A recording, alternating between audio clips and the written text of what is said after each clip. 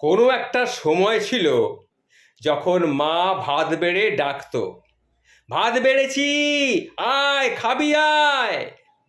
আর আমরা খেয়ে উদ্ধার করার ভঙ্গি নিয়ে খেতে বসতাম। এটা খাবো না, সেটা খাবো না, এসব নিয়ে কত বায়নাক্কা হয়তো আমরা সেই সময় দেখিয়েছি।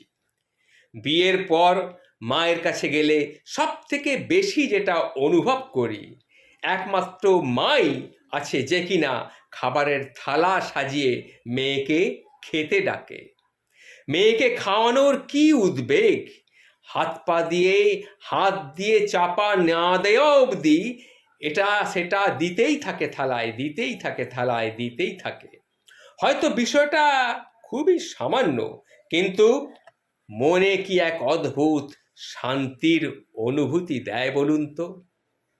কারণ বিয়ের পর আমরা বিয়ের সময়ের নিয়মে দুম করে আমরা কিন্তু বড় হয়ে যাই, নিজেরাও বেড়ে যাই, বাকি সদস্যদের জন্য তাই আমরা শ্বশুরবাড়িতে গিয়ে থালা সাজিয়ে বসে থাকি বা তাদেরকে খেতে ডাকি।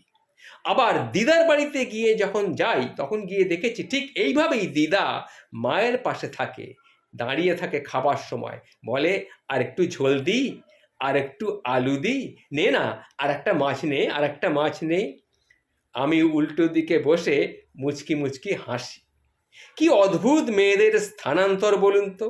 স্ত্রী, মা, বৌমা, জেঠি, জ্যাঠা, মামি, কাকি, পিসি, মাসি, সব রোলে মেয়েদের ভাগে শুধু দায়িত্ব আর দায়িত্ব। একমাত্র মেয়ের সাজেই মেয়ের একটু আরাম। মায়েদের ছুটি নেই, মেয়েদের সন্তানদেরও তারা সামলে দেন, যাতে মেয়েটা কিছুটা স্বস্তি পায়, মেয়ে যেন নিজের ক্যারিয়ারটুকু নিয়ে একটু এগিয়ে যেতে পারে। ফিরে যাওয়ার দিন যা পারে তাই ব্যাগের মধ্যে জোর করে ভরে দেয়।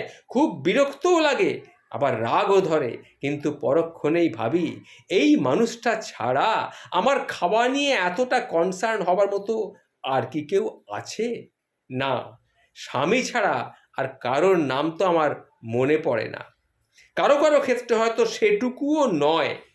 সামনে খুব চেঁচামেচি করে বলি, এইরকম করলে কিন্তু আমি আর আসবো না, আমি বলে গেলাম। আর একটা ব্যাগও তুমি আমাকে ঝুলিয়ে দিলে, আর একটা ব্যাগ আমাকে বয়ে নিয়ে যেতে হবে। কিন্তু মনে মনে আমি বলি, মা, ভাগ্যিস তুমি ছিলে, মা, ভাগ্যিস তুমি ছিলে।